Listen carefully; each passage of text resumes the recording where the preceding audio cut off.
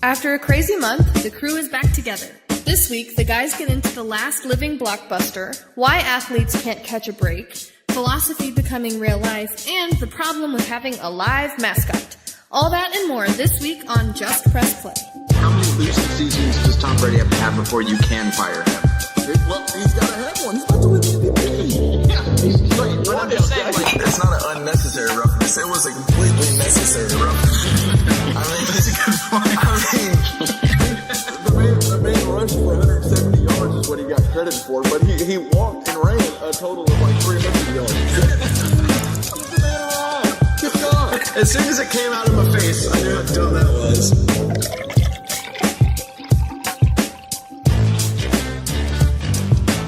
All right, so the guys are back. What's up, guys? It's been a while. What's up? It's been a while. What is up? Like a month since we've done this for real. Right, we had the best of last week, and then the week before we were missing L, and then I think we missed a week in there with the wedding. It's just it's been forever. And sorry, listeners, it's been a little while, but we're back. I think we got a good episode for this week. What y'all think? I think so. Pops is off the dome, so we're gonna be all right. I'm off the dome, baby. Rain dance. So the World Cup, I'm sure we'll get a little bit into it, but this is Sunday, so we're recording on Sunday afternoon. The World Cup has ended. Yep. France won it. Yep. So with that being said, let's just get over to our best and worst of the week, and I want to start it out with my best of the week is going to be the fact that the World Cup actually it's the biggest soccer event in the world. And they said it was going to start at 10 a.m. Central Time. By God, it started at 10 a.m. It's not like all the NBA and NFL where they say it'll be at 6 and it starts at 6:45 or 6:47 or something. Yeah. Yeah, it's always 6:47 or 7:03. FIFA said the World Cup was going to start at 10 a.m. and I had my recording set, and as soon as I put hit on the record, it like the ball's in the middle of the court or at the middle of the field, and they're starting. I was like, wow. It's cool how that works. I wish. No, whoa. What is the soccer thing called? It's called the pitch. The pitch. Yeah, come on now. It's the pitch. Okay.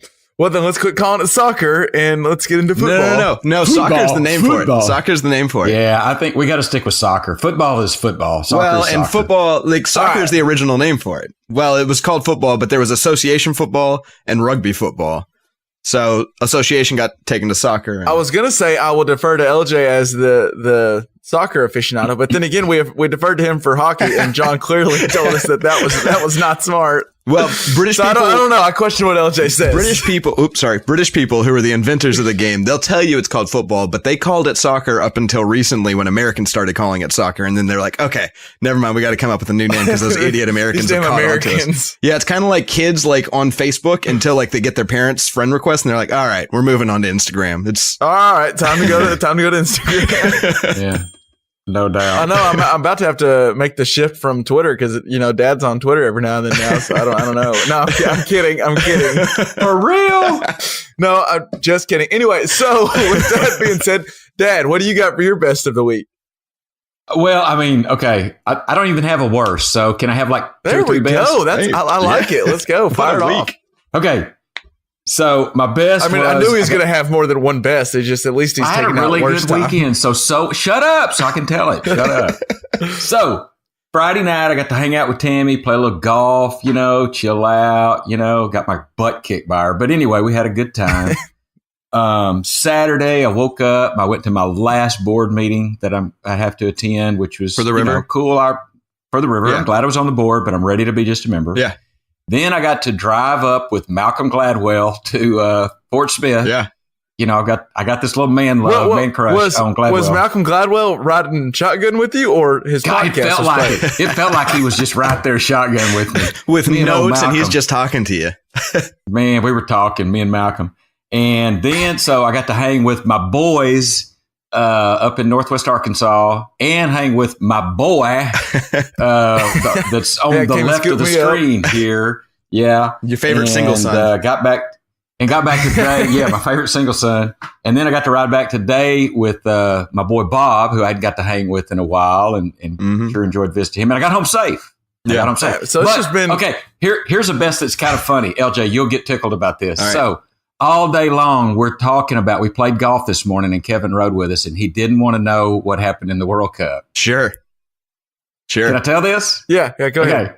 So, like, we leave our phones in the truck for the first 9. So we can't get any tweets or any notes or anything like that. No notices, right? I turned my phone off because I have followed too many things that I'll get a notification. I was like, I'm just going to leave it off. Yeah. Well, and he asked me, he says, Dad, should I mention to all your buds, like, don't say anything about the World Cup, or would that make them just screw with me? That's a fair question. I said that. Because I know Keith. I could just see Keith jacking with me like, hey, right. and I won't know what's true or not, but still, I just know he'd jack. And with he me. wouldn't care He's in been any jacking. other situation but to mess with you. Yeah, exactly. I mean, love he would Keith come to up death, with but I something know he'll like- jack with me. He'd like say Hawaii won. He wouldn't even know who's in. But so I said, no, my boys aren't even going to really know. I mean, no offense to soccer, but that's just not their deal. Mm-hmm. They're not going to even know what's going on. I think let's let it lie. So we get in the truck to leave. We get complete. We golf. We do everything. 18 holes. We do everything. We hug everybody. Peace out, brother. See you next time. Me and Kevin load up in the truck. My boy Bob gets his phone and he goes, oh, damn, France won the World Cup. I'm like, oh. I mean, I was trying to go, no. And I could not shut him up. It was just too late. That's too I think all he got was, oh, France won. And he heard Dad saying no, so he kind of quit. But I mean, it's too late, you know? Yeah. It's like, that cat's out of song, the The bag. Streak, is like, don't look, Ethel, but it was too late. there he went. And Bob Anyway. felt bad. He was like, I'm sorry about it. I was like, well, no, I didn't tell you on purpose because I thought maybe that would work. And he's like, well, I don't even care. Really. It popped up like AP News popped up on my phone. Yeah. I just thought, oh, hey, the World Cup. Well, and that's the funny because Just like, man. I watched the game and I thought it was a really great game, but I could imagine if you knew the outcome, it's not a very good game. Like soccer is one of those sports where like the tension is everything that it is. So just knowing that France I won, sat you down, know that I Croatia was doesn't on make that record and I comeback. watched it, but Yeah. it got to like 4-1 and then Croatia got to like 4-2 and the announcer's even going, now if Croatia can find a way to score here, that'll put a lot of pressure on France now. And I'm just like, I know that they're not going to put pressure on France. Right. Well, and what it did was I took a glorious nap while watching the recording of the World Cup. So I did watch some of it, but a glorious nap got put in between. Yeah. So, LJ, what do you got for your best? I made it to the gym for the first time in a month, so I feel good. Like it's a little thing, but man, I haven't had time to do it. So it's good to be back to old habits finally after all the chaos that was the last month of my life. Yeah, I mean, between the last month, I mean, you barely have had time to sit down, you and Anna. Oh, man. Yeah. Getting back was just playing catch up, too. So this last week has been crazy. But today we had some time. We went to the gym. Because y'all flew in, and as soon as y'all flew in, y'all drove all the way down here to come pick up Pocket and drove all the way back. And then, like you said, caught up. Got home at 12:30 and then started work at 8 a.m. So, yeah. It's good to be back on the pod. Yeah, for sure. Yeah. So back to old habits. That's mine. Well, so on to the worst. I was going to mention what Dad mentioned as part of my worst about Bob mentioning that, but I have another one. This one's pretty good, and y'all may have heard it. You may have not. I don't know. It was about a week or so ago. But a guy over, I don't know if it's one guy or not, but something over at the USPS, the Postal Service, cost them $3.5 million because, Dad, I don't do stamps at all. I don't know if you still They're do less stamps than at all. that. Yeah. Well, have you ever heard of the Forever stamp? Yeah, well, is that the one that it's good for forever? You buy it now and it's got a Statue of Liberty on it. And it was released in 2010. Yeah, it was like a big deal and made a bunch of money and all this stuff. And it was a cool stamp. And I think if there are such things as stamp collectors, I think there are. That was like a big one. But anyway, the problem that showed up was it actually doesn't show the real Statue of Liberty. It shows the replica outside of New York Casino in Las Vegas. No way. How can you tell the difference? And well, if you look them up, there's a side by side. There's a difference. But let's get to the point, though. Okay. All right. The guy, that's not even the thing. Apparently, the USPS didn't even know that. Whoever chose the image just thought they just found the image or the picture and thought, hey, here we go. This will work. Yeah. And put it on there. Well, the guy that did that replica statue sued the USPS for using and profiting off of his statue without giving him anything. And the judge ruled in his favor, ordering the Postal Service to pay him $3.5 million. Mr. Robert Davis. Wow. Just became $3.5 million richer because someone didn't check to see if it was the real Statue of Liberty that they're putting on the forever stamp at the United States Postal Service. Yeah. Bobby D is happy about that, though. Yeah, he's not upset about it. It worked out well for him. So that was actually going to be my worst last week, but then we didn't have one. So there we go. I thought that was someone had a bad day at the office when he figured out that his screw up led to $3.5 million. Oh, God. I wonder if he's still at that office. He's probably been relieved of his duties. He may be. Dad, what do you got for you? You don't have a worst, right? Right? I don't have a worst. It's all good. I guess you could have mentioned our golf game, which actually it wasn't terrible, but it wasn't great either today. Right. You know, I'm going to put some of mine. My knee is not quite up to par. I don't know what's going on with it, but I mean, it's for real. You saw. I mean, my knee's not quite up to par. So, which is, pun not necessarily intended. But Kevin hit the ball. Yeah, actually, decent today. This is what's like the first time I've really played. Like I've gone out with y'all a few times, and I was mainly just riding, and I've swung a few times, or I've gone at Little River and swung a few, but I've not actually played. And today we really played 18 holes, and I didn't play like the first 2 or 3, and I just started playing with y'all, and it was actually. Now I want to tell people I played good. That means if I would have been playing by myself, score would not have been good. But if you've seen me at my normal, it was a solid day on the course. So. And it was just like you said in your best. It was a ton of fun just hanging out with the crew, and it was all your fantasy football boys, some of your fantasy football boys, and old fraternity bros. It was fun. It was cool. Yeah, it was a good time. El, what do you got? Since Dad has no worst, it's just been a good week. What do you got for your worst? You got anything? Well, I'm going to reach back a little bit because I hadn't been on, but if anybody interacted with me Saturday of last weekend, I apologize greatly. At about 10 p.m. onward, sorry. Yeah. And then I woke up the next morning and rode in a car and drove for 12 hours. So yeah, that was the river got to me. You know, the river was really fun last weekend, and I will say that I thought that I was pretty. I was having a really good night, and then I was able to tell, like, you know, you can tell someone's really having a good night when you're already there, and you can still tell that person's worse than you. And you're like, okay, he's having a good night, but it was a fun night. I do apologize, really, for anyone that encountered with either one of us after 10 p.m. Once the fireworks were over, it was a shit show, to say the least. It was fun. Probably an apology is in order, for anybody that saw y'all after 10 p.m. Well, and poor Hannah, especially hanging out with both of us heavily.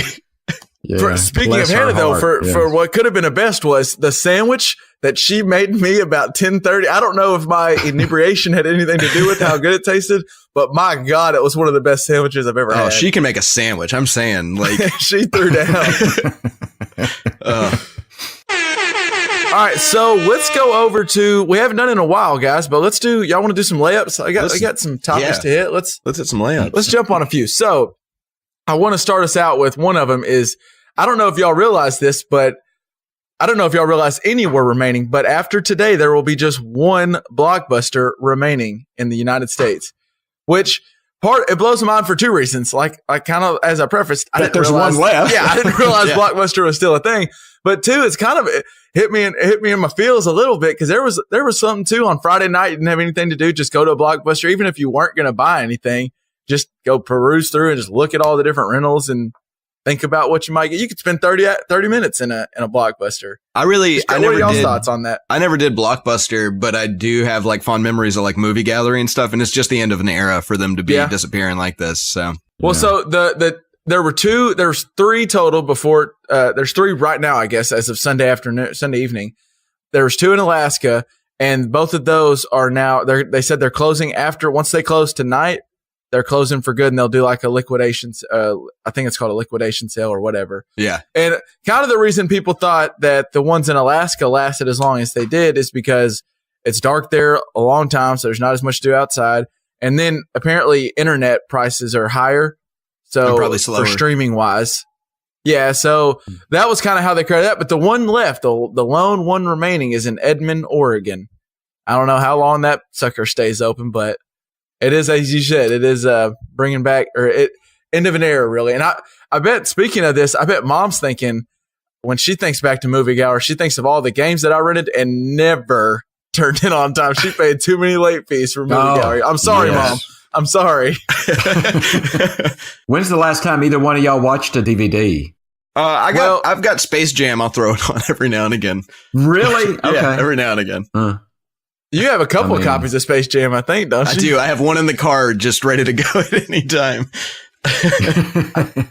I think I'm trying to think of the last one I watched was, and I forgot about it, but Dad mentioned it on our trip to Chicago. We threw Training Day on in the car because Tammy had the little screen you could put down, so we turned that on. Yeah, but it's the movie. I can't remember what it's called. It's Michael Cera, and it's something takes on the world. He's like a rock band or Scott something. Pilgrim. Yeah. That was the last DVD I watched for it. It's probably about 2 months ago, and then before that, I have no idea. It's probably been years. They're really the only reason I've still got them is so like if the internet dies on us, so we can still watch something if we need to. So we've got. I have a few. I think I stole some, maybe from Dad's collection, and maybe some from Wade's collection. Time out. Well, it's always an accident if they were stolen. I don't know if they are or not, but if it was definitely an accident for sure. I've got two videotapes still. Really? Like, I've got. You got any way to play them? Not at all. I'm sitting here on Office Space and Pulp Fiction with no way to watch them. So, well, you got them. All right, so that'll do it for that one. All right, I want to go on to the next layup, and I don't know if you guys saw it. Free agency is pretty much kind of wrapping up in the NBA, and I know LJ is a big fan of the NBA, but free agency is wrapping up, and I just saw it kind of went a little under the radar, but Isaiah Thomas signed a 1-year deal for $2 million with the Nuggets, which is basically a max contract, right? Yeah, or otherwise known as the veterans minimum. And if you remember, literally a year ago today, he had just got done with the season with the Celtics after I think he finished third in MVP voting, second in the league in scoring. Amazing year. And he made the comment that they're going to have to back the Brinks truck up. He's seeking a $100 million contract. And then they traded him to the Cavaliers, and the Cavaliers needed him to rush back because they needed to see what he would play like with LeBron before the deadline. He needed to hurry up because he wanted to make sure to prove that, hey, I can play. I'm not hurt still. And it just screwed him. He was a shell of himself, and now he's getting, who knows, he might have a great year this year, but it just shows you, man, it's a business. It is a business. Well, what did that cost him? I mean, what would be an estimate that I don't think so. Him? He would have never got. I don't think he would have got. The Celtics were not going to max him up. They would have let him walk before they would have maxed him. But they might have given him $20 million a year or something like that. I think he could have got a $100 million contract. If not from the Celtics, somebody would have said, "We'll bring in a guy that can get 25, 30 points a game." Whether it be the Kings or the Magic, someone who's just like, we'll bring in someone who can score and put fans in the seat.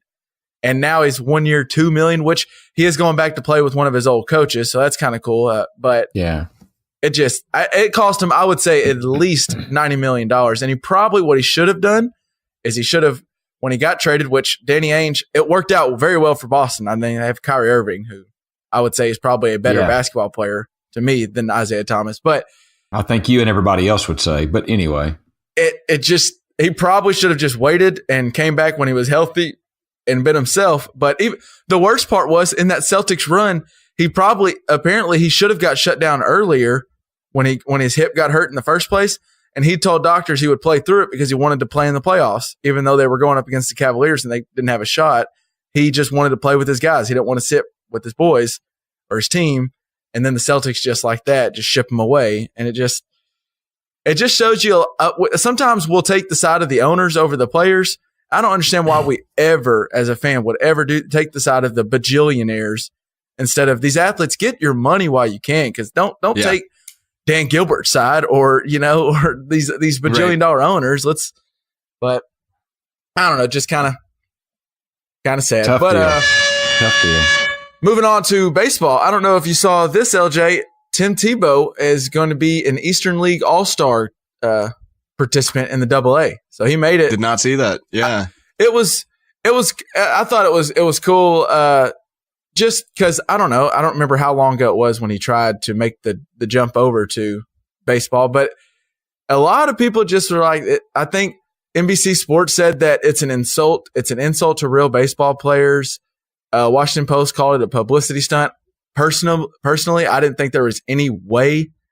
I was like, there's no way he's just going to pick up baseball at 29 and just be ready and can make it. But if nothing else, this is success. I don't know if he makes it to MLB, but it shocked me. I'm impressed by him making it this far. How far away is AA from the league? So from the show? Normally, from my understanding, the really good prospects, like if you're a top pick, you play in AA, I believe, and that's kind of there. So there's really good talent, but if you don't make it right away from AA to the show, then you'll go to AAA, and that's where kind of the veterans who aren't quite on the cusp. So that's where Tebow more than likely will get. But AA is talent. There's some real talent he's playing against. Okay.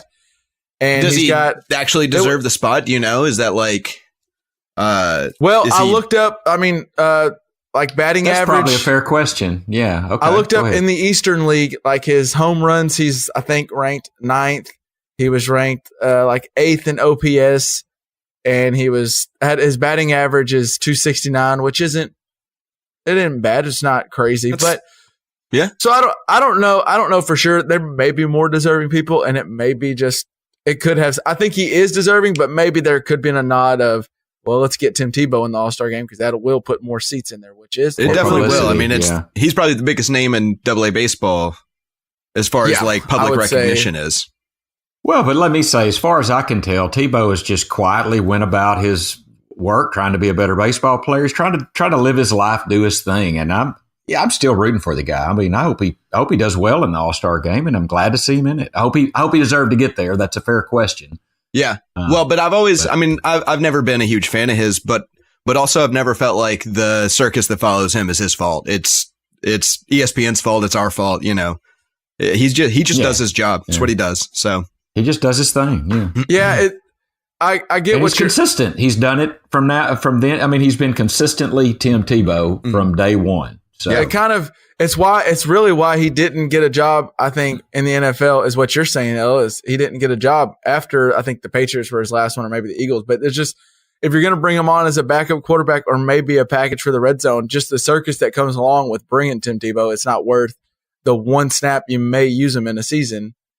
Well, and the other thing is he never would have been a starter, though, because you can't have a backup for him because you can't have a scheme that works for him and any other quarterback in the league. So he was never going to be a starter. Tim Tebow so and there's every other quarterback, if you're going to pay for Tim Tebow, you want him to play tight end. He didn't want to play tight end, and I get that. So it was cool. The one thing I did find neat about it is if you look at his statistics from this year to last year, he played in single A last year, and he's in double A this year, and he's drastically improved from one year to the next. So if nothing else, the dude works his butt off. He's getting better. I think he's the Mets organization. The Mets are garbage. I don't see if he's doing okay. For them, it will be a publicity stunt for them to bring him in. But it'd be cool to see him on Sunday Night Baseball. I'd actually tune in if he's out there. But that's why they probably ought to do it. But you and the other 3 people. So you know. So speaking of, we mentioned the World Cup. There's a video of the guy. There's a reporter. I have no idea who it is, but there's this reporter. Some Australian, it looked like. Yeah, and he's out there, and I'll play a little clip for it right here, and here we go. Good evening, Douglas. It's got a very angry England fan coming up to me. It has gone from jubilation.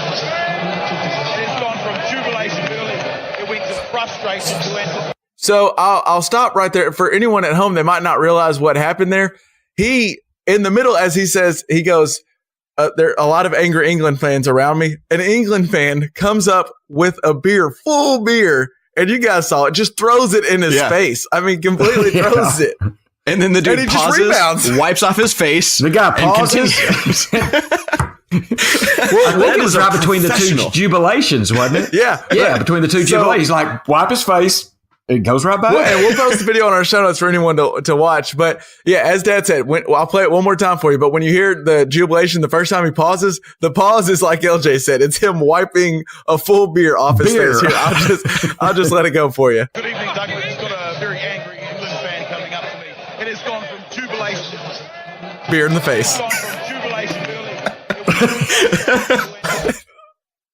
So jubilation. jubilation to frustration. Actually, like, because then the video goes on a little bit longer to a guy in the studio kind of like being all uppity about it. And it was kind of like, you looked less professional than the guy that just went through it. It was awesome to see that guy just do his, it's great. Because you even see at the very end of it, and go check the video out on our show notes, but at the very end of it, an England fan does come up to him and it's kind of like saying something in his face. And like, LJ, you're right, LJ, the guy in the studio is like, someone get some protection around so-and-so. This is ridiculous. And my man was a complete pro. Just he had to pause and wipe the beer off his face, but he was ready to go. Huge respect for that guy. Yeah, I agree. There we go. Did you guys see, well, you saw the whole, what I wanted to get your thoughts on the whole Papa John fallout. John Schnatter, just for anyone who maybe didn't know everything that went on. Papa John, the face of the company and the guy who's on the commercials, who's also the founder of the restaurant or the pizza company, he resigned after it came out that he said the N-word a couple of months ago, I think back in May, over a conference call, which he says was a role-playing exercise. And Dad, I know me and you talked about it, and I looked up.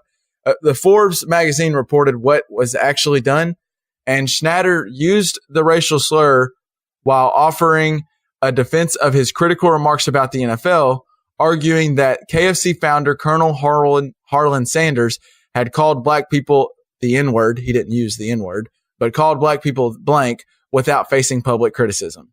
So he was, in response to him getting a ton of criticism for talking about kneeling is bad for the bottom line, he dropped that, and that's what he's resigning for. And since, the MLB has cut ties with them, I think 8 different MLB teams, the Yankees, Marlins, Mariners, Rays, Dodgers, and the list goes on of teams that are no longer doing marketing relationship. And then the University of Louisville took Papa John off their stadium name. What are y'all's thoughts in general, Dad? What do you got?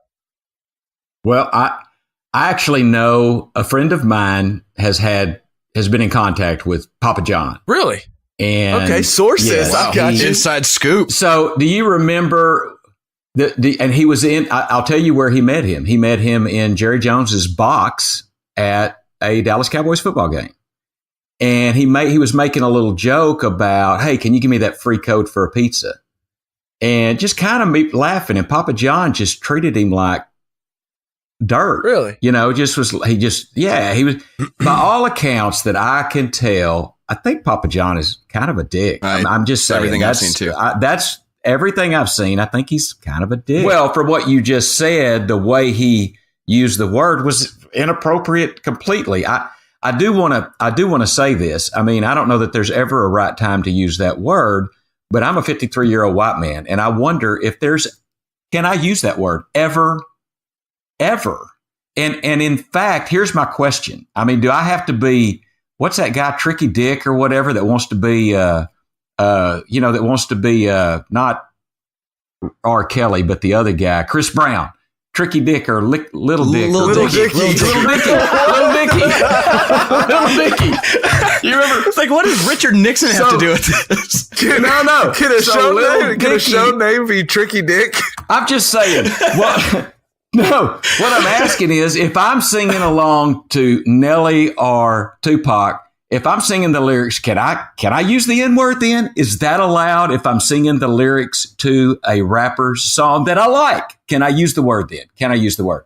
I think if you're in a car by yourself, you can say any word you want. I think if you're in a car with people that could offend, know those people and know what you're doing to, like, if you're going to offend them. I've got friends that wouldn't mind me saying that word, and I've got friends that would. And, so I would avoid it most of the time. But, if I'm, I've got buddies that are, if it's in a song, it's in a song, but I want to be clear that I am not taking up for Papa John. I think he's, well, there's a difference between the word that you're talking about. You're talking about, but in a rap song, he's using a hard ER. Like Colonel Sanders said this, and you're getting on me for that. That's BS. But I want us as white guys to come up with a word that rhymes with the N word that we can say when we're singing a rap song that is okay to use. Jigga. You could say jigga. You could say. Well, I don't know. That's not great either, though. Yeah, I will say that's good, Kev. I will say, we mean no disrespect. I'm serious about this. How can we Can I go up and say my jigger, to one of my buddies? I mean, what can I say? That sounds bad too. I don't know. I will My say, cracker? Can I go with my cracker? What do you need to say?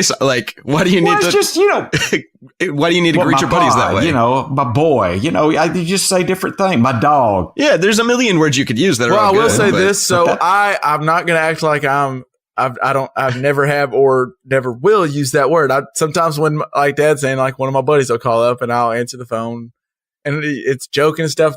And I think LJ's right. And it's when I'll definitely, when I'm rapping a song sometimes in the car, I'll drop it. But I think LJ's right. Know who you're with, know your surroundings. And if it'll offend someone, obviously just don't be a dick, like Dad always says, don't offend someone. Yeah. But I did, when Dad asked the question, I kind of thought, if you have to ask, is it okay for me to use this ever? Probably not. I don't know. If you have to ask, it's probably not. I don't know. I think that's fair. I mean, is it not a word that was used without hatred to describe people from a geographic area? What I don't know. I don't know the history of the word. It wasn't created in the United States of America when black people were, I don't know, slaves. Let me just say it, when they were under slavery. That's not when it was invented, right? I don't have enough history on that. Regardless of where it was made up, though, that's the connotation. If it's offensive, it's offensive. So. It doesn't. And I respect that. I think any word used with hatred, agreed, should not be used. And so if you're not using that word with hatred, I think there should be some alleviation to the gravity of it, if you will. Now, all that said, Papa John's a dick. Well, yeah, I wanted on Papa John. I wanted to say that if you have to compare yourself to a white guy from Kentucky in 1890 to make yourself look not racist, you're not doing great. Fair enough. I also wanted to say that if you're a brand and your selling point is one person that is a living human being, start working on a backup now, because it has not worked out for Jello, for Papa John's, for House of Cards. Like, just try to have a fictional character as your lead. Diversify. Yeah. Pillsbury Doughboy is not going to be a problem, but Papa John might be. I want to throw in the last, and what I thought was the wildest part is Papa John's stock has. I mentioned this to y'all before, and Dad got me to do a little digging because I wanted to make sure I knew the facts. So what I sent to y'all and what Darren Ravel tweeted is that on paper, if you looked at since his resignation, they saw the biggest spike they've seen in like over 4 years or something. And on paper, John Schnatter, who is still the founder of the company and the largest shareholder, made $20 billion. $20 million on paper. On paper. That's a big difference, but there's a big difference, but that's still a lot of money. So okay. I did a little more digging though, and apparently their stock plunged right after it came out. It plunged to a 12-month low, and then it did surge 12%. So it's higher now than it was before the comments, but that surge is a little skewed because it dropped way down and then rose back up. But still, it just blew my mind that it would go up at all, even if he did resign. It just seemed wild to me. I want to say this too, and I mean, I'm not trying to, but I had pizza. Y'all saw me have a little pizza before we started. It wasn't Papa John's. It's not my favorite pizza. It's just, it's not my favorite pizza. And so I don't know how he could have gotten more stock, or the stock would have gone up in. Well, because value. you get rid of a jackass, and people are like, okay, well, I'm now more interested in the company.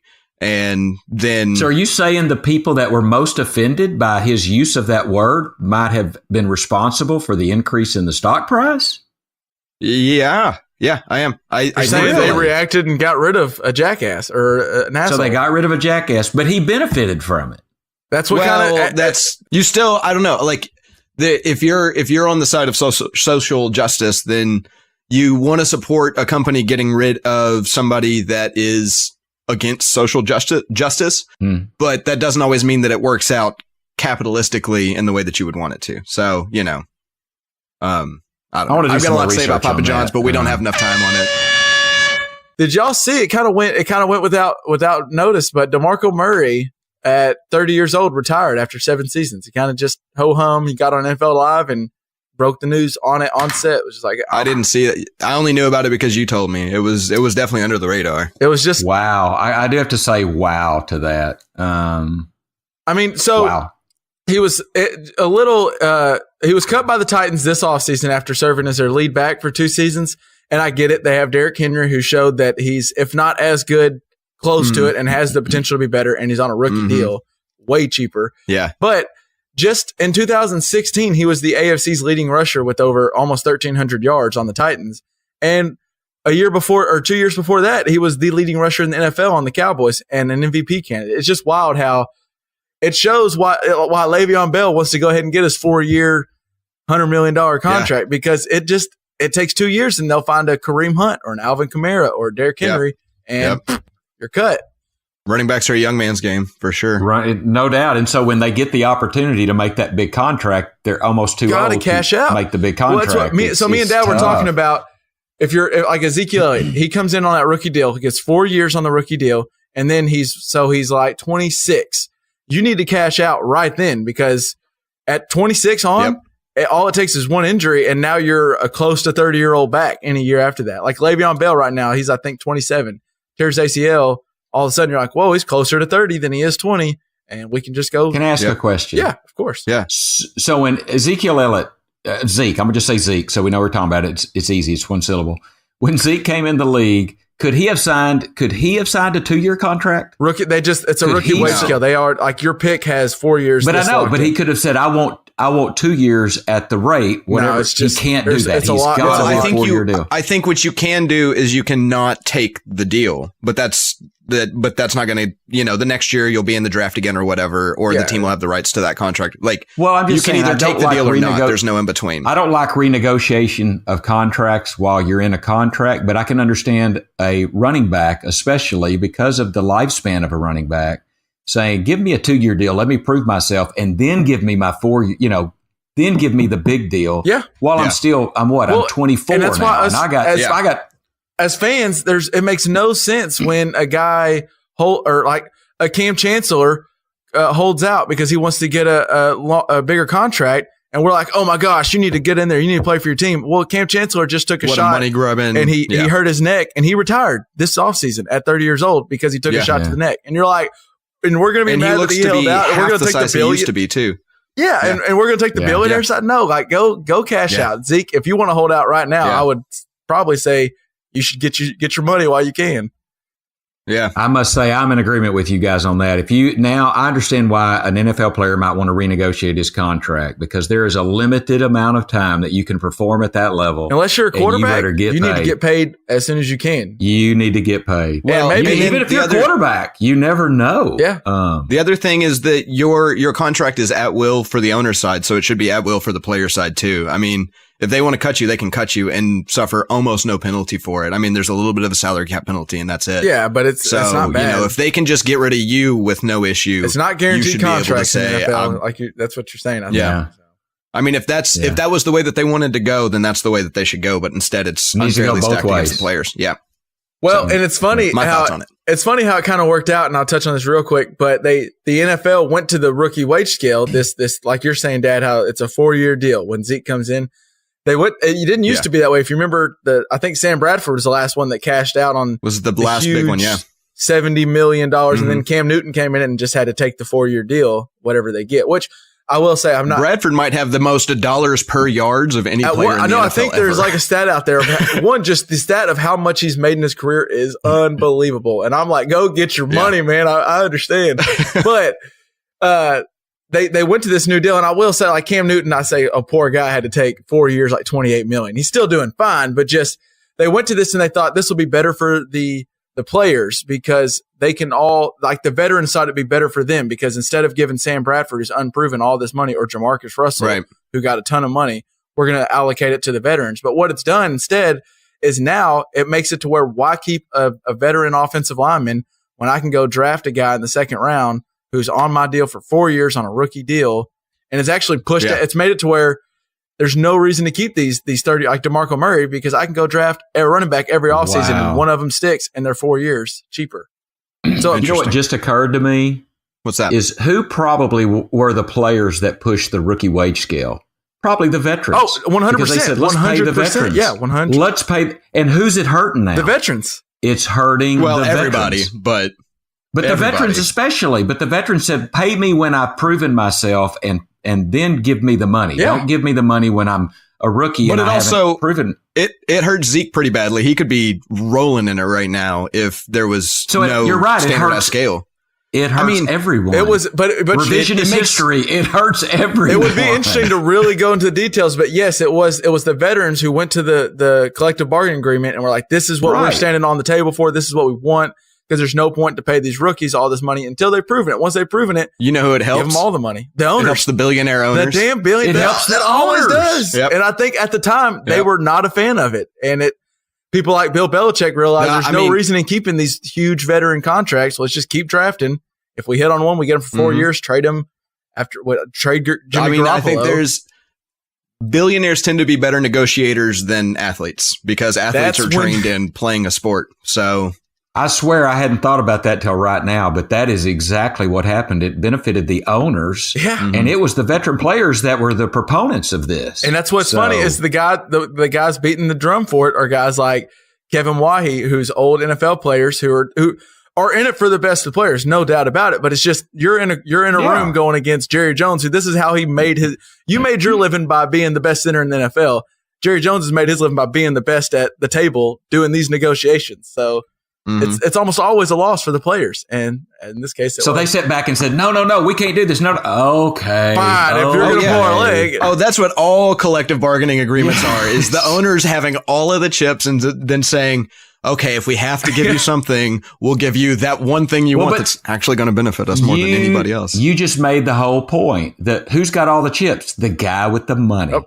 That's who's got all the chips, and that's the person in the best bargaining position. That's just the way life is. That's it. There you go. All right. So, have you guys heard of the trolley problem? Does this mean anything to you guys? Nope. Don't. No. Okay. So you probably will recognize it once I start telling it. But so there's a runaway trolley on a track, right? And there are 5 guys working on the track. You are standing at a switch. You can move it over to the other track. To save those 5 guys' lives. But the kicker is there's one guy working on the other track. So do you shift the trolley over to the other track or do you let it hit those 5 people? So you're killing someone. Yeah, one way or another. Yeah, you're either doing nothing and killing 5 people or doing something and actively having a hand in killing one person. The needs of the many outweigh the needs of the few. Yeah, that's where Spock, Mr. Spock from Star Trek. I mean, nerd alert. That's where this comes from. This is a philosophical problem to kind of gauge the idea of utilitarianism, which is exactly that. It's the needs of the many. So this is like kind of silly, right? Like you're not ever going to be there's not going to be a runaway trolley and you're at the one lever, but we are in a situation right now where we are programming autonomous cars, right? Self-driving cars. Yeah. And so these cars, they make decisions faster than humans. So if they see a situation coming up with an accident, they can make a choice with as much, programming as they can have in them of, do I save the person in the car or do I save the pedestrian that they might hit or something like that? Does that make sense? Okay. So we can actively program cars to deal with the trolley problem. And at some point in the future, your car will probably know who you are and will be in constant communication with other cars. So there could be a situation where, say, a cancer patient is driving one car and a millionaire lawyer is in the other car. So the car has to decide whose life is worth less if they have to make that in a very fringe possibility case. But it could happen. The car might need to be programmed to decide which one of these cars should be in the worst wreck. Does that make sense? So are you saying, okay, yeah, I get what you're saying. And I thought where I thought you were going to go is like the cars almost know who's in the car. Like it knows this is a family of 5 people. This is a lone cancer survivor. Who do you choose? What if there's a president in one car and a 5-year-old on the sidewalk, and there's no way to avoid this wreck unless you run up on the sidewalk. So the car now has to make a decision based on what a programmer decided maybe 10 years before. Do we let it put the president in a life-threatening wreck, or do we let it hit the 5-year-old? You know what I mean? So Is there a question that you're asking us on? Should we allow cars? There's not really a question. I guess so. It's a really interesting thing to me that we're in a situation where the trolley problem is real. It's something I've heard about, through college a lot and stuff like that. And it's always been this kind of metaphysical thing, but like we really are in a situation where it's, how does the car decide what to do? You're so right. You're right on the car. At some point in the future, I think your car will know who, like already Dad's car knows, or at least at one point, I remember there was different keys, like they have like a chip in it and they know when Dad's in it and the chair would shift to Dad's seating. Yep. And with the way phones are now, with facial recognition and everything, at some point the car will know Lifford's in here, Kevin's in here, or I don't recognize this. Yeah. They'll know who's in there. And they probably can put that system in to decide, no, if it's going to be Lifford or LJ's younger, we're choosing him, and should we give the car that right? I don't know. That's weird. It's kind of, it's discrimination. Or any type of discrimination, like it could be, anything. But so, I know that I learned of this through Radiolab, a podcast I listen a lot to.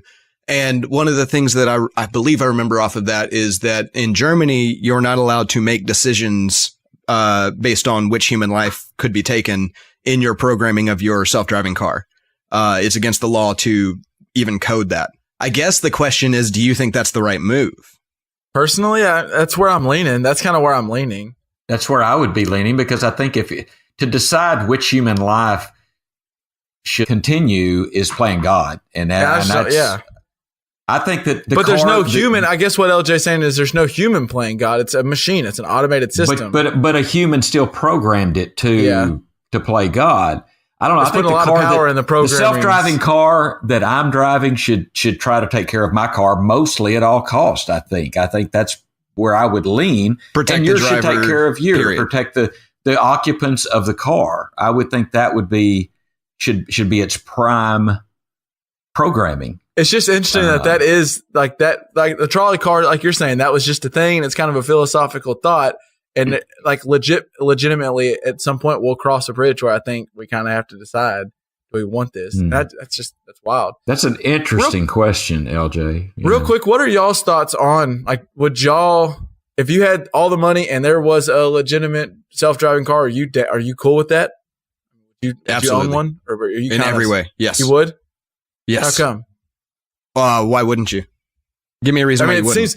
It seems awesome. I can get work done while getting to work. While I'm getting to work, I could, like, theoretically, I could be preparing for something. Yeah. Let me throw out a scenario that's happened this week to me. So I had to be about 45 minutes away at about 8 a.m. on like Tuesday morning. Hannah had to be about a half an hour away from there at about noon. We have one car. So what we ended up doing is she drove me there and then went to where she was going and waited for like 3 hours because it was far enough away that it really wasn't worth it to go back home, because by the time she got home, she'd have no time to get done with the work she needed to before. So she might as well just go where she's going. What we could have done if we had a self-driving car is I let it drive me to where I need to go. And then I just send it back home to wait for Hannah so she can get in it and go where she's going. She didn't have to wake up at 8 a.m. at all. She can just wake up whenever she wants to. And then the other thing is, drunk driving, never a problem again. It does solve drunk driving. That was the thing that first came to my mind. Yeah. And a driver not paying attention, texting while driving is a huge problem. Never again. Those are two huge problems right there. And both of those are solved now. And just lapse of judgment. People are pretty awful at focus.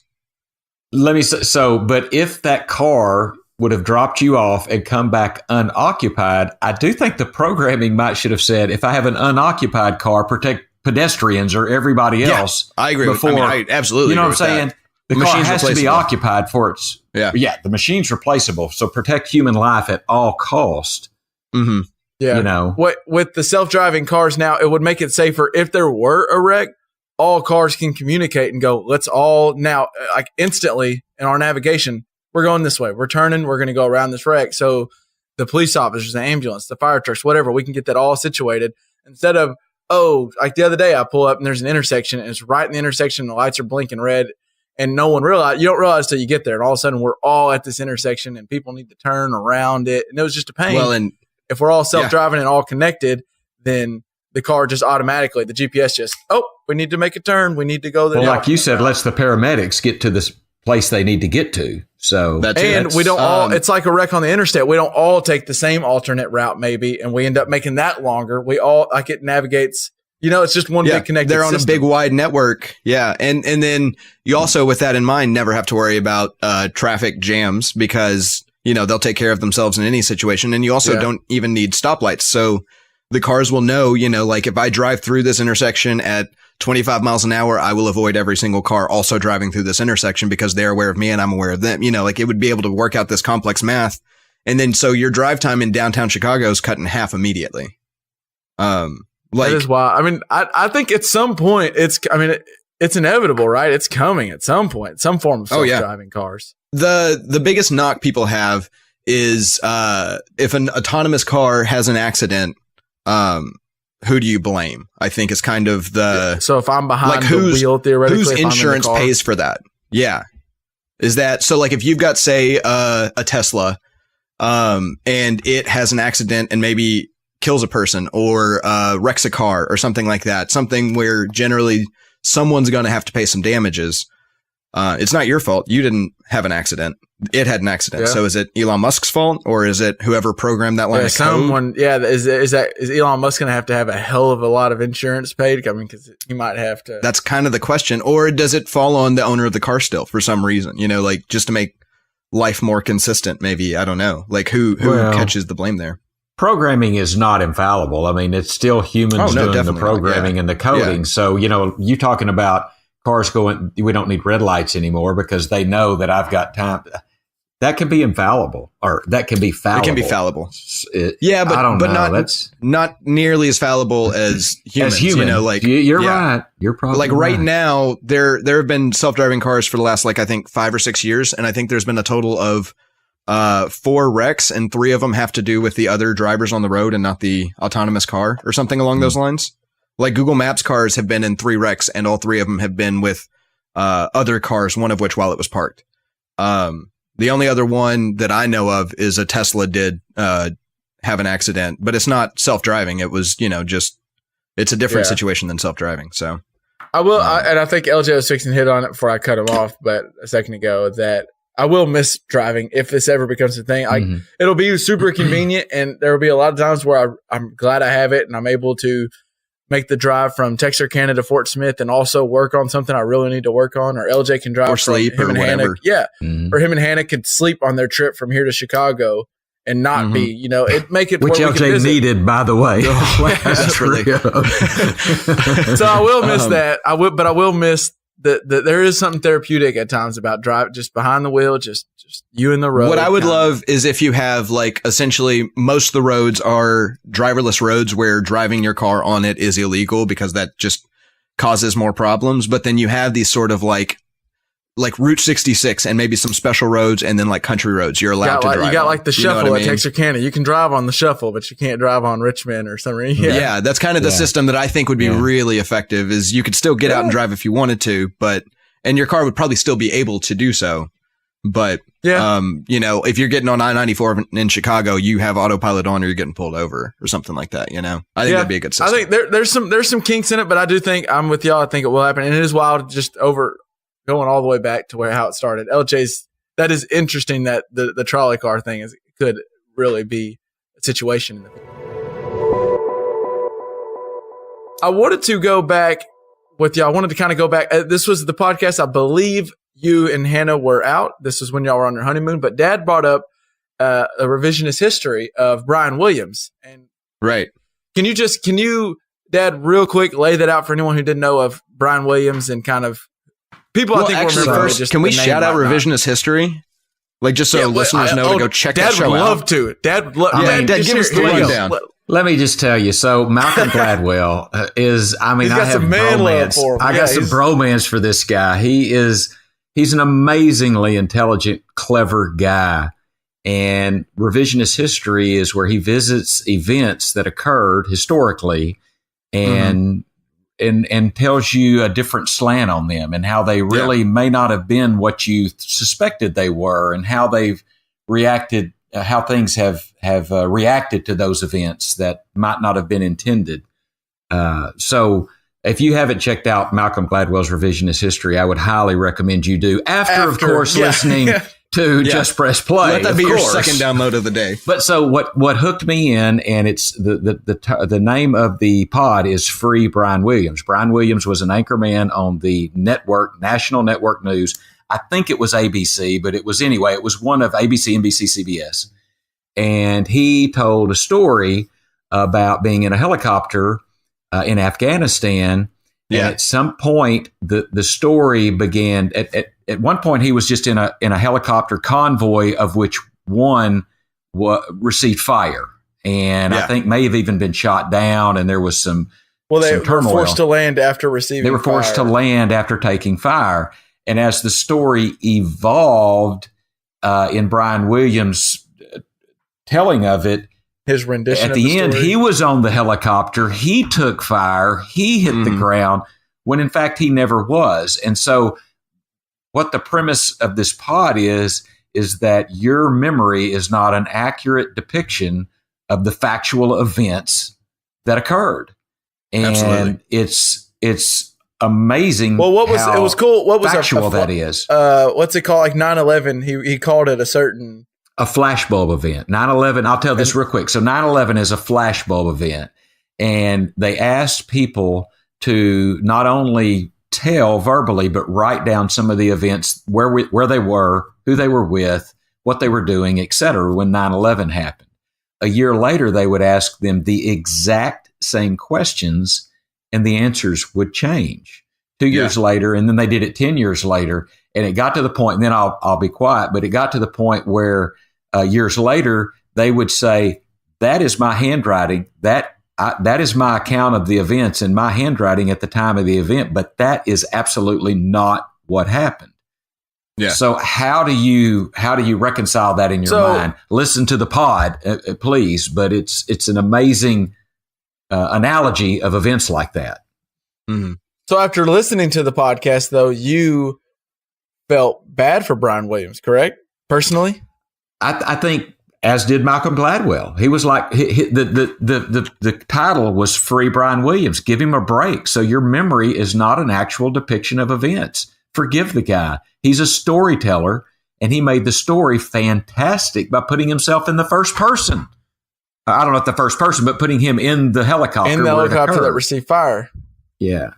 Well, and my main issue with that, and why I'm totally with Malcolm Gladwell and with you, and I thought it was really interesting, and it kind of, the overall thing I got was you can't really trust your memory to be factual. You just can't. Mm-hmm. And we are. It's funny. He talked about how the person on that 10th year was like, that's my handwriting, but that's not what happened. I mean, there's been times where I've been in an argument with someone like, no. I know this is how it happened, and one of us is wrong, obviously. And I feel like I know for a fact. But so I do get that Brian Williams may have embellished on accident. He may not have purposely, but then I remember his job is he's a journalist. This is what he does. I bet he he either wrote this down or kind of made note of the events that happened, because I've taken plenty of ethics, like journalism ethics class, and it's important to relay the facts as they happened. And I just feel like, of all people, I could be one thing if you were on there just a innocent bystander and you just kind of, your story changed, because you made your story better, blah, blah, blah.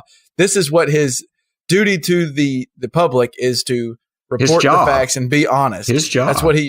That's what he signed up for. And I just feel like he knew that he embellished the story. I think he's held to a higher standard than me, you, and LJ. He's a journalist. This is what he's become. And that is hard to argue with, Kevin. That's an excellent point, and it's hard to argue that point. And that's just why I don't give him a break on that stand. I do give him a break a little bit to where your memory does fade you, but it faded him a lot, and he told the story completely different. Yeah, that's kind of the thing that we're getting to nowadays with law enforcement, is like eyewitness testimony is hardly even useful. Like memory is just bad. And so, that's it. It's just bad. I understand what you're saying, Kevin, that you got to hold him to a higher standard. But then on the other hand, I mean, it's not like every time he relays a story, it's probably mostly in situations where like someone wants him to tell that story and he's not going to go brush up on it because he remembers it. And then his memories change over time. And, it's really hard to fault him for being human. Well, and although I do understand your argument. Where he told the story the worst was on David Letterman. On the biggest stage. But he was on the biggest stage, but you're on David Letterman where it's laid back, it's relaxed, it's a comedy show. We're all telling stories. It's like telling a story over a beer. Yeah. It's like instead another of telling pod a that story he does on the podcast. Where he says a raconteur, which a raconteur is a good storyteller, or it's another word for liar. And that's another podcast, and it's kind of true. So I agree that Brian Williams probably is held to a higher standard than other people because of his profession. But give the guy a break a little bit, okay? He did take he did take a huge backlash. He took a hit. He took a hit. It's interesting. Nonetheless, it is interesting. That podcast in general and Malcolm Gladwell is interesting. But sorry, LJ, go ahead. That just reminds me of another story by another one of our favorite authors, Chuck Klosterman. He talked about how Prince would not allow people to record interviews with him. I believe it was Prince. I could be wrong. But I think he wouldn't allow people to record interviews with him, but only do it based off of the whatever shorthand notes they can get in memory, because he wanted people to remember the actual thoughts that he had and like the way he came off, and just, let your memory do the talking, and knowing that you're going to forget the exact words, but you're going to get the idea of what he was saying more. And I just found that super interesting. And so that's I kind do of playing kind off of recall that. I think you're right, memory. LJ. Yeah, I think you're right on that. As we mentioned at the top of the show, it started on time, and I knew the score before I started watching it. Shout out to Bob. But the World Cup was saying, LJ, I know you were probably watching. What were your thoughts on the World Cup? I have a few, but I wanted to see. It seemed like the Mbappe's World Cup, but go ahead. I'll give you the. So I want to throw. So I think Dad will appreciate this stat. Mbappe is the second teenager to ever score a goal in the World Cup finals. He's the first teenager being Pele. Ah, so wow. Okay. What a set of shoes to follow. Interesting, a good category to be in. Yeah. Yeah. If you and Pele are the only two people to have ever done something, that's pretty cool. Pretty cool. I thought it was a really great game, but like we talked about earlier, the tension is a big part of it, because like one of the cool things about that game is I'd never really seen Croatia play, and man, they're like a swarm of bees. Like they were just insanely active, and it shows how they got there. So I was wondering how a country, I think they ranked like 130 in the nation, and as far as population, they're only like slightly bigger than Los Angeles, the city. And it's just, I was like, how does this team get there? And when I watched them, I was like, wow, they are impressive. Swarm of bees. And so that's what made that game so interesting, is even when they got behind, you knew it was just, they were just waiting for France to make one mistake, because they were always attacking. But then the other thing interesting that happened with about 30 minutes left to go, France started playing this like full court press defense. They were so aggressive. So both teams were playing insanely aggressive with 30 minutes left to go. And so you knew anything could happen. I mean, you knew what happened, but, wait, so you're saying the tension was great. You're saying France they got a lead and they didn't just try to milk the clock. They actually kept playing aggressive. Note to all the NFL teams that do this all the time. This was the game that I wish, if Americans were going to get into soccer, this is the one that they should have been watching, because like nobody was milking injuries on the grass. Like you see players get body checked and then get up and keep playing, because they knew you don't sit down for a second, because we are playing hard. We're playing, what was Nolan Richardson's 40 minutes of hell. What did he call? Yeah, they were playing 90 minutes of hell is what they were doing. So you don't play injured. You just get up and keep moving, even if your ankle is broken. And it was like always active. It was maybe the highest scoring finals in like 50 years or something like that. Well, I don't know. Last year, like Germany last time, didn't Germany beat something I think like that was semifinals or something? Oh, was it? Germany beat Brazil, the host nation, but I think it was semifinals. Oh, okay. But it was so much fun to watch. It was a great game. It was fun. And you know what's really cool about soccer that I think why I enjoy it over, like say a base. I enjoy NFL and basketball. I think I've just always liked it. And so even though the NFL sometimes is a long game and stuff, I still enjoy it. But with baseball, it gets Yeah. on my nerves because it's long and it gets boring. I just say it. I find myself losing interest. And That's a fact, Jack. I mean, You know, and I you're understand- Unless you're in the park, I- then it's an all different game. yeah, but and I understand baseball fans will come at me, and that's my thought on it. And what don't soccer? at me. Yeah, I hate when people do that. But I just with soccer, you get the game starts on time, and then they do 45 minutes. They just put a clock up, and it's not like where the clock. They said 45 minutes. We'll play a half. And then it's just like you said, it keeps going. The action's fun. It keeps on going on. No commercial breaks. And then no commercial breaks. And then a half, you get your commercial. And then 45 minutes, again, no commercial break. I guess it'll be more like 50-ish minutes because there's the extended time. But yeah, it's just 40 is probably the average. you know what you're getting into. You're getting into, I guess, so that's 90. You're probably getting into 2 hours. I can sit down and watch the game at 10 a.m. It'll probably end about 12. Where if I start a Yankees-Red Sox game at 6 o'clock on a Sunday night, Who it knows? might end at Who 11. knows? Who knows? It just. The Cubs were playing the other day at midnight. So, that's just. And the NFL does it not to the same extent, but there's times where a Monday night game it takes forever. And then those last 60 minutes is just cursing the NFL every other Sunday. So that's what's appealing to me about soccer is that it just, you know what you're getting into. You're getting into a 45-minute half. Mhm. All right, now go use the bathroom, refill, get your drink, get your beer, get your whatever, Diet Coke, and then sit down 45 minutes. And now you got the rest of your day, or night. Yeah. And that's cool. Yeah. I will say that, and you kind of mentioned it about comparing him to Pele, but I think, what's his name?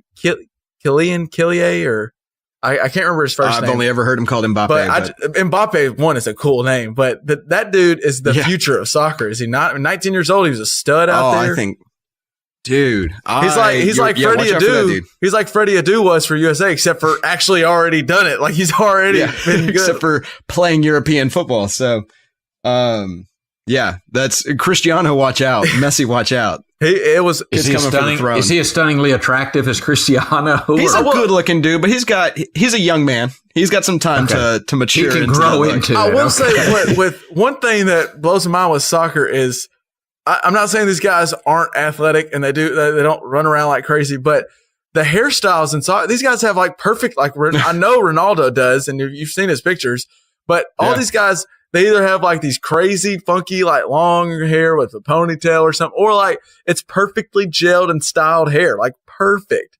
Yeah. And they're in there playing Or the you have World Cup. He's Neymar at that the looks like he's pinnacle. got ramen noodles on his head.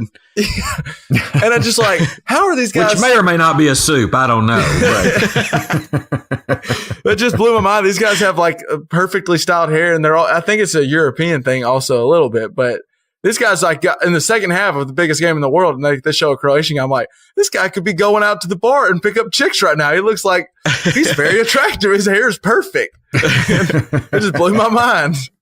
I do hate though with soccer. I hate some of the flopping. I know today was a good day. There wasn't a lot, but some of it, and Right. NBA does a lot of it too. Neymar's But some of the guy. Neymar, Neymar's wow! the Like big when he name in rolled that, on the but ground for like 7 rolls after. I Then hate you're watching like, him play. you're like, man, I hope he's all right. Like I hope he's legitimately okay. Yeah. And then you see it back, you're like, really? And then you see the replay. Yeah. Maybe your pinky nail got a bruise on it or something. It's just like, wow. It's bad. your pinky Yeah. nail. That's the Achilles heel of Neymar.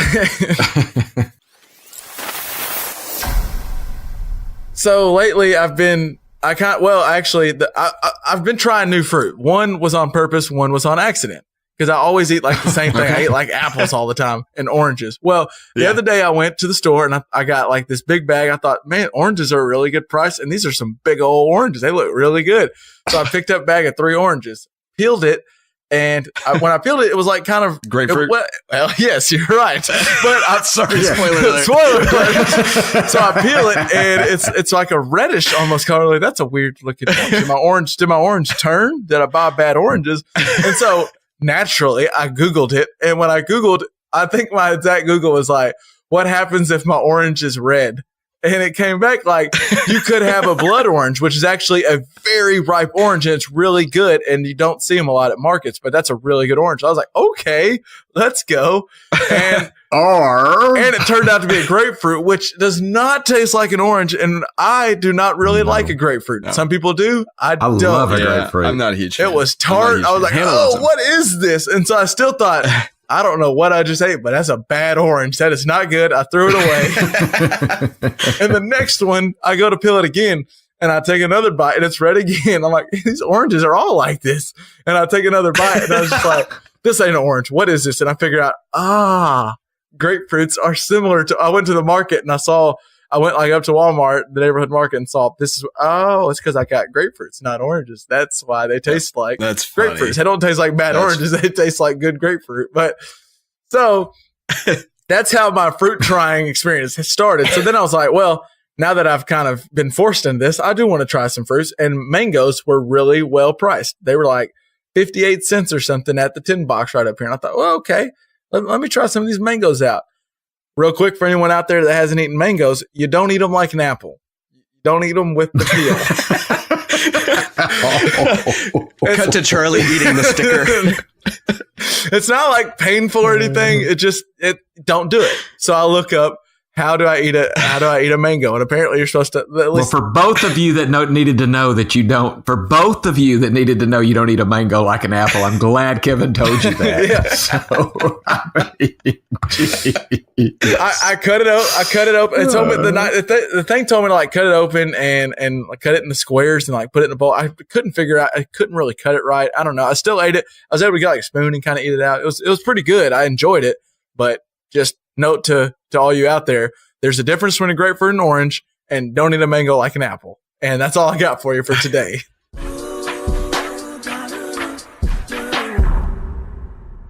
Let's go ahead and get off of meat and fruit because that just makes me look worse and worse. Let's get on to what we're listening to. And I'll go ahead and start off. I kind of just today started doing it because we were listening when we went out last night over to James' house. It came with a speaker. Some Whiskey Myers came over, and I haven't listened to any Whiskey Myers in a while. And when I got home today, the World Cup wasn't just blowing my mind. I left it on, but I put some headphones on and took a nap while listening to some Whiskey Myers and jam out to like some Broken Window Serenade or Ballad of a Southern Man. It's just good stuff. Good Texas country. Yeah, if you're into a little, it's kind of country with a little rock to it. Real good. My boy Lane's the one who originally got me onto Whiskey Myers. We've seen him live a few times. They're real good. So that's what I got. What do you got, El? Have you guys heard of 21 Chump Street? Jump? yeah, No, the old Chump. show. No, he said Jump. Okay, 21 so- Jump Street. Okay, no, I haven't. So, I've seen the movie. So what 21 Chump Street is Lin-Manuel Miranda, right? The writer of Hamilton. He put together for NPR for This American Life, he put together the world's shortest musical. And it's a 14-minute long musical about This American Life story. And it's just a really, really great 15-minute long musical. It's on Spotify. You might can find video, but I don't know if there's any like legal source for free. But I would suggest listening to it on Spotify. It's really good. 21 I've been Jump jamming Street? it lately. Yeah. Chump. Okay. Chump. Yeah. Chump. Yeah. Like I'm not a chump. Exactly. Chump, like chump. Exactly. It's really right. good. The story is, well, no, I'll just let you, if you're going to listen to it, listen to it. Yeah, I'm not going to spoil it.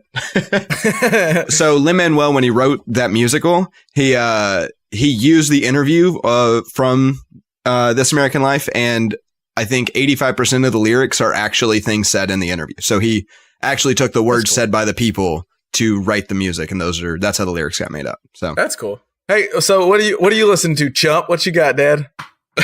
Wait, what? Who are you talking to? Okay. All right. the show is Assuming done. you're talking to me. Well, besides Malcolm Gladwell, She's been listening to a lot of that lately. who I'm listening to a lot of that. Guilty. So I was coming up, riding up to pick you up, Kev, and go see my boys this weekend. And I got into that area where I couldn't get Malcolm Gladwell. I got, in the middle of nowhere. Where you get no signal. You get no signal. First thing that came up, I just looked, I pulled over to the side of the road. This is the truth. And I thought, what's quick? I like John Mayer. I went to John Mayer and I went for Heavier Things, which is the one that's got clarity. Something's Missing, The New Deep. Great album. Y'all know I'm a John Mayer fan. This is the second time in the past 3 or 4 weeks that John Mayer's made it into our best of, I think, which I love it. I love him. Sorry. He's It won't be the legit. last time. He's really good. Oh. So I'm listening to Malcolm Gladwell and John Mayer. That's who I'm listening to. I forgot there's one, what we're listening to, I got to throw in there because it blows my mind. So if there's any Fort Smith listeners out there, Josh, if he's listening. Yeah, Joshua. There's one station There's one station here in Fort Smith. I think I might have to go look it back up. I think it's 94.1 here in Fort Smith. They play one song all the time. It's on continuous. So I was sitting there. I get back. I'm in my truck, and I'm just like, I think whatever. I think I had I got in my truck, and my phone didn't come up right away and play anything. So I was like, I'll just put on radio. And I went to the sports talk radio, and it was like on commercial. So I just started going through my old presets, and 94.1 was one in TK, and it just started playing. And it was that song. I forget the name of it. It's that I always just know. I think it says "Down with the Sickness" a lot. That might be the name of the song. But it's that, I don't know what I just know it as that one part. Yeah, that makes sense because it says that a lot. But so I was like, oh, that's kind of a jamming song. I remember hearing that in the locker room a few times. Like everyone knows that song. So I just jammed to it. And I thought I was on like a 7-minute trip, maybe longer, 10-minute trip. And I thought, this is a longer song than I realized. Get out of the truck, go inside, get back in the truck the next morning or something. Same song's on. So I get skeptical. I was like, well, still jamming, but that's odd that the 2 times I'm on the station, this is on. So now I'm doing a test. And every time I've gotten in my truck since, that song has been playing. I think they just play it on a loop. It's just they love Down with the Sickness, and they just play it on a loop. And it I remember in Texarkana, there was a station that like was changing over from like oldies to like classic rock or something. And so for like a week while they were doing the studio changeover, they played just Man of Constant Sorrow for the entire week. Just over and over again? Yep. For the entire week. Really? Yeah. So maybe the station's in a transition, and that's maybe so. They picked that song as their one. Yeah. Okay. This was probably before both of y'all, but there was a station changing here in Texarkana, and they played The Atomic Dog by George Clinton for 48 hours. Nothing but the dog in me. It was nothing but the dog in me. Nothing but the dog in me, baby. Why must I be like that? Why must I chase the cat? Wow! If we didn't lose all our listeners before then, we just did. So who sings that song? George Clinton. The Atomic Dog. Let him do it. So. Okay. All right. Y'all got anything else for this week? I think we got World Cups over with. It was we might get on it at some point, but he's fed up with the NBA. He's fed up with LeBron. It's not necessarily LeBron, I guess. It's just the NBA in general. LeBron correct? Is the catalyst. We'll talk about it. We'll bring, I don't know if you might not be able to see it because I can see it, but the frustration, I don't know if you hear it, but the frustration is there. I can see it too, Kev. Yeah, it's there. And we might need to get away. We might need to get off before he lashes out on us. So I think that'll do it. I'm glad. Man, guys, it's been good. It's been a while since we've done it. Yeah. So it's been good. That's fun. As always, go check out that video on our show notes after you get done listening. If you haven't already, we'll put it up of the reporter that just fights through it and just fights through a beer to the face to finish his set. And then and we'll put up a link to a revisionist history too, because that's definitely worth checking out. Yeah, and that whole article is really good. I may have last week, but we'll make sure that's it. We'll relink it. Yeah, that whole article is good. You can always find us on Facebook, obviously, at Just Press Play Podcast, or on Twitter at JPP Pod. We're back on it, guys. I know we said this before. LJ kind of mentioned this, but the last week we couldn't get it together. Now we're back. You'll get your regularly Tuesday podcast with your boys. We're back to old habits, baby. We're back and better than ever. All right, Greeny. All right. Peace out. Peace.